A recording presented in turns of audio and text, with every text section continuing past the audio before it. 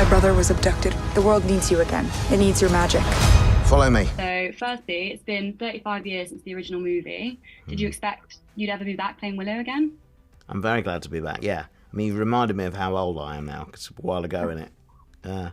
But yeah, very glad to be back. It's a fun character to play, and one which reminds me of my youth, which is nice.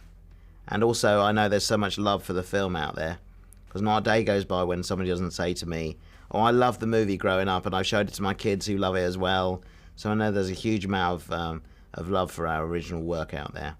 And so this series is for those people who have supported the film and shout peck at me every day. Do you think the character has changed or evolved from the original movie to the new TV show? Oh, very much so, yeah. Yeah, he's older now, wiser, still as reluctant and still as stressed out as he was. But has he become a better sorcerer? That's the question, you know. Has he learned anything about sorcery? Because if you think about the film, he never really did any real magic particularly. A little bit, but most of it was kind of just sleight of hand.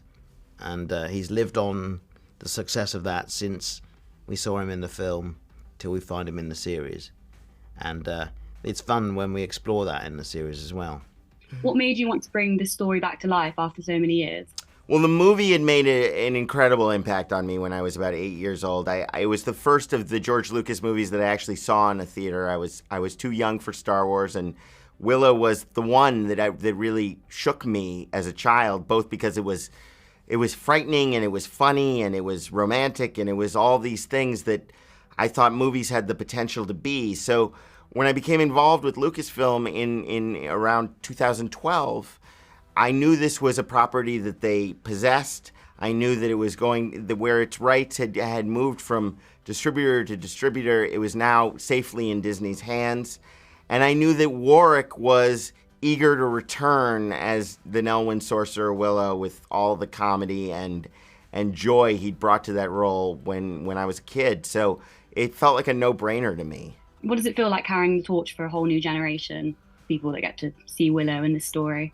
Well, it's interesting. I mean, I hope it's a whole new generation that are invited into this magical world that George created. It's singular and I think different from other fantasy epics that I adore, because George always brought to the work that he did this sense of fun and buoyancy that's so unique and so special. So what we hope to do for this new generation is sort of retain that sense of swashbuckling adventure, but give it a contemporary sound and contemporary questions and sort of make the characters as relatable as Mad Mardigan and Willow and Sorsha were to me when I was a kid. What was it like being part of such a beloved story that's been picked up again after so many years? Did you feel any pressure going into it? Yeah. I think there's actually more pressure now, which I think if maybe I'd taken into consideration. Yeah, because now more people are asking us about the pressure, and we're like, oh yeah, that happened. I don't know, reviving any cult classic or bringing life to it is difficult, but I mean, the aim for this was to stay true to the tone and the essence of the story, but also take that world that was built by George and Ron Howard and then expand it and make it bigger. So we were doing newer things. So there was a slight pressure to pay tribute and honor the original in a sort of tonal sense, but largely it's like expanding on this world that is beloved by so many. So it's going to be new and fun for everybody, I hope. Yeah. Definitely felt some pressure. Still do. At first, still do. Yeah. But I think just realizing that how fortunate it is to have this built-in sort of love for the project that's really cool, and to be able to revive something that made people's childhoods is such a cool opportunity, and I'm just excited. I'm most excited for people to experience it and sort of feel that nostalgia and that heart come back to life. Yeah, far and away, it's a blessing to be a part of something that people have loved, because awesome. Yeah, childhood's short, and you only love so many things, and for Willow to be something that some people loved in their childhood, it's just like it feels like responsibility, and you just hope that you do them justice, but also have created like a new thing with a contemporary edge to it that will still appeal to people who now, are, well, whatever age, in their childhood or teens, adolescents, adults, whatever. People who haven't seen the original. Yeah, absolutely. I think there's always pressure in general making any art, but, this has a beloved fan base, and, we just want to do right by them. So absolutely, but I think we did a wonderful job. Oh, well, and I also think the scale of the show was so huge, and, everyone, cast and crew, is at the top of their games. There's definitely pressure, but it was also incredibly exciting. So you can turn some of that excitement. Ellie, there's a pretty big revelation for Dove at the end of episode 1. Yeah. What was your reaction when you first read that in the script, and do you think fans will be expecting it? I think that my reaction was, oh, okay. I kind of had. There was a hint that maybe I was given, and then I was like, oh, okay, so there is something coming. And then I hope that fans have that reaction. I hope that they aren't sure who she is, and then I don't know. I just hope that it's a surprise. And I was surprised. You were? Yeah. Oh, cool. Good. Great. Great. That's important. That's all we hope for. Your daughter Annabelle is playing Willow's daughter, and your son Harrison is your stunt double. What was it like getting to work with them? It's fantastic. I mean, Harrison was great because he's now 19 and the same height as me, same build as I am. So he's the perfect double, and was able to kind of take the knocks and the falls for me, so I didn't get battered. But I remember at 17 I wanted to do all the stunts, but now I'm 50, I didn't want to do any of it. I was like, okay, Harrison, you take this, boy. Enjoy. Did you manage to do any stunts at all? Or? Yeah, there's a lot of action stuff, yeah. A lot of falling in water and getting really wet and blasted with things, and there's a lot of that goes on. But you have to be in there for some of it, because it's sometimes about immersing yourself in that stuff for the audience. I sacrifice myself for your entertainment, viewer. But yeah, Annabelle was fabulous to have on set with me. She's a great actor, and obviously takes after me. And but yeah, she plays Mims, my Willow's daughter.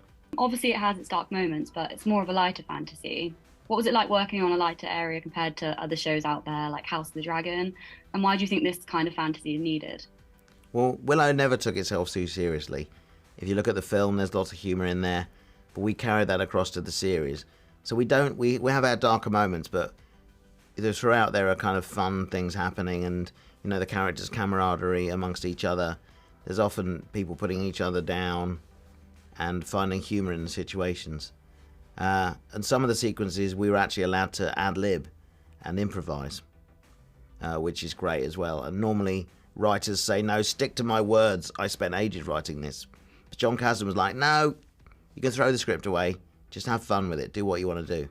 Looking back at the original, what do you think you were able to do this time that maybe wasn't possible to do on film back then? Well, what had struck me so much about the movie when I was a kid was the scale that George conveyed. And he had much more limited tools to do that in 1988 than we do now with computers and with the sort of equipment that we're working with. So one of the things I really wanted the show to have was this sense of immensity. And I think that that's at the heart of its power, is that here is this little guy in a very big world. And I wanted to sort of push that further. So we have cityscapes and worlds beyond anything that could have been achieved in 1988 that really represent an outgrowing of this planet, that I was excited to build. Obviously, it has its dark moments, but it's more of a lighter fantasy. Yes. What was it like working in a lighter area compared to other shows out there, like House of the Dragon? And why do you think this type of fantasy was needed? Well, for me, I mean, the lighter area question, my writing has always had a note of comedy. I think even in the darkest moments, comedy is how we survive. So it was sort of ingrown in me and ingrown in Willow itself, that there was this sense of danger and laughter intermingled. That's my favorite kind of work right now. I've never done stuff that doesn't have that kind of laughter and self-consciousness at the heart of it. But I imagine that for filmmakers working on shows like House of the Dragon, it's incredibly tough, actually, because life is funny and making movies is so fun. You have to sort of suppress those things to tell very serious stories. So getting to do this show, I think the spirit behind the making of the show is absolutely on the screen. And that's great fun. I mean, you mentioned earlier, it's like escapism. Totally. You know, it's needed, but also there's no reason why a fantasy series can't be fun and lighthearted and have a little bit of fun and almost be a little meta about it. Yeah. But yeah, as for what it was like, it was just a little bit easier. You know, the lighter tone lets us play around a little bit more. You know, we get to come up with jokes and try and make each other laugh, which made us have fun on set. Yeah. And I think it gives us a space to like just turn the original, the typical fantasy tropes on their head and kind of play with them and have a bit of fun in that space and to kind of, Yeah. There are plenty of fight sequences in series, so how did you find stunt work? Was it a bit of a challenge? It's the best. The best thing. Well, the best. We had to say the stunt team on Willow was like the best in the world. I think it was under CeCe Smith, and we had, Neil Chapelhow was my stunt double, and Lucy was your Jade Murray, and they were just like the best people, and they were able to train us to do. Like, this was our own stunts. That was like a dream since childhood. I was like, I want to do my own stunts, and they facilitated that. Like, we couldn't. It was so fun. Yeah, it was really fun. I definitely pushed my body to new limits. Wasn't necessarily like very active pre-Willow, and then we were training every single day for a month straight before filming, which definitely I ended up falling in love with. I loved the stunt work, and learning how to sword fight was really, really cool. It's the best. It's a dream come true. You watch, like, as a kid, you're like, oh, that guy's cool. He's running and sliding under a door, and then you're doing... You were really, really good at it. I was really... you went in ham. Well, because it was fun. It was like, that was like, I didn't want to, like, really do anything else other than stunt work. So they would, like, come in on their days off and, like, teach me to do, like, whatever, something, and then throw it in later. Killed it. Yeah, it was nice. It was... Watch out for that. You killed it too, by the way. But okay. I think we need to maybe. Focus on you. Okay. I don't want to spoil anything. I feel like I'm too excited right now. Yeah, I think, we had a lot of time training beforehand, but I've never trained with a sword before, so that's always something that's it's a very realistic threat. If someone comes flying at you with a sword, you have to miss. It's not like you can't really get out. You can't really. That's real life. If you don't dodge that, it's gonna hurt. So yeah, there was a lot. There was a lot of training. I've done like a little bit of sword play before, but the weapon that I have in this show is quite unique, and so I had to learn how to fight with a bow staff. So I spent like a month spinning a stick around for like hours a day. It was a whole new world. It was mad. Like you've said before, that Boorman kind of brings what Val Kilmer brought to the original series. Can you talk a bit about that? And do you think this formed any part of your approach to the character? Yeah, I think Val Kilmer sort of helped redefine what the sort of roguish archetype is in those types of films. What his performance is so unique and bonkers and tonally strange and off kilter, but it works. And there was obviously going to be an equivalent of that in this series that people would want and the fantasy genre demands, but I was never going to be able to do what he did, so I just tried to make that as much my own as possible.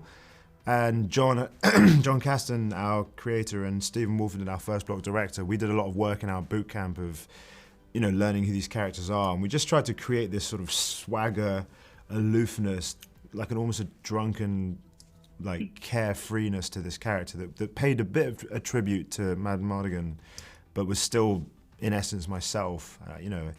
I would never try and recreate what he did, but there was a tall guy with a sword, and there had to be another one. Erin, you're no stranger to a Lucasfilm project. You haven't been in the Star Wars franchise. What was that transition like for you? It was really exciting. I had so much fun on Star Wars. It was my first film, so I was terrified. And just kind of soaking everything up, and I think I learned so much on that film. So to be doing a Lucasfilm project again, I was ready to go. Family, part of the family. Are there any plans for season 2? Is there anything you can tease? Well, John Kasdan's such a prolific writer, his mind never stops. So he keeps coming up to me saying, "Hey Warwick, I have this great idea. We could do this, that and the other." Okay, John, should we just see what happens with this one first? But I'm excited to go back, of course. I would, but let's just see. If the audience supports us in this, then, I'm be happy to put the wig on again and get my staff out and start doing some more magic. What do you hope fans will take away from watching the show? I want them to be entertained and transported to another world. Forget what's going on outside your own front door for a bit and just go with the fantasy element of this and hopefully believe in magic, because there is magic out there, even though not much in our world, but in Willow's world there certainly is. A lot of love and a lot of magic. That there are hope in the most unlikely. There is hope in the most unlikely places, and that you can all come together and create something beautiful. Now I kind of want to steal her answer, but It's very cheesy. I'll figure it out. To be honest, I think our writers did a wonderful job at creating different things and different scenarios for all of these characters, and I hope that if anyone watching, they can relate to something and maybe grow and feel that they can, relate to something and then share that empathetic journey with whatever character it might be. Ooh. Just escapism and fun is like an okay thing to love, and those like 80s 90s adventures of escape, it's so nice because it's getting colder and misty and we're building up to Christmas, and I'm starting to feel this nostalgic feeling of like wrapping up in duvets and sitting on the sofa and watching adventures is what I love about the holiday seasons. And this show, now we're starting to push it out there, is like, this is it, man. This is wrapping up in a duvet and eating Maltesers. And oh my God, yes. that's what I want from TV and film, and it's coming, and and then tonally it's just an adventure and it's fun, and I hope that's what it creates for people. Yeah. I think that today, especially in this day and age, levity is super important. I mean, important is not even the right word. It's just fun, and I just hope that people enjoy it. And I think that they will, because I think the creative team and John Kasdan did such a great job of writing funny things and incorporating humor and levity into a genre that doesn't often do that, fantasy. Yeah, definitely. And I think also our show plays with so many different types of genres. Like, it is a fantasy show, but there are so many comedic moments and dramatic beats and romance and just the layered sort of experience of growing up, I think, is really relevant. And I think, definitely there's so many different messages that I want to send with this, but I think definitely like trusting yourself and trusting others and is really important, I think. I don't know. Trust. Friendship, trust. Friendship, trust. And Pixie.